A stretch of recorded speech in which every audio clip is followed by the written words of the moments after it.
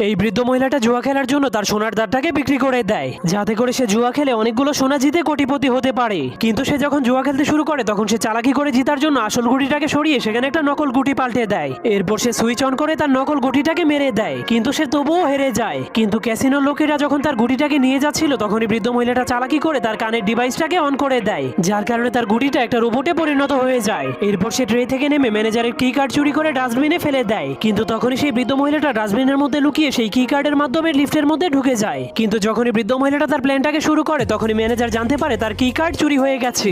এজন্য সে জলদি করে চোরকে ধরার জন্য অ্যালার্ম বাজিয়ে দেয়। কিন্তু বৃদ্ধ মহিলাটা কোনো ভয় না পেয়ে তার পকেট থেকে লেজার পয়েন্টার বের করে লিফটের ছাদটাকে কেটে ফেলে। এরপর সে সেখান দিয়ে লুকিয়ে লুকিয়ে সোনা চুরি করার জন্য সোনার সিন্ধুকের কাছে পৌঁছে যায়। কিন্তু সে প্রথমে তার রোবটটাকে সিন্ধুক খোলার জন্য লেজারের ভিতর দিয়ে পাঠিয়ে দেয়। তখন তার রোবট সব লেজারগুলোকে অতিক্রম করে সিন্ধুকটাকে খুলে ফেলে। এরপর বৃদ্ধ মহিলাটাও তার গ্লাভস পরে লেজার ট্র্যাপের মধ্যে লাফ মেরে দেয়। তার গ্লাভসটা এতটাই মজবুত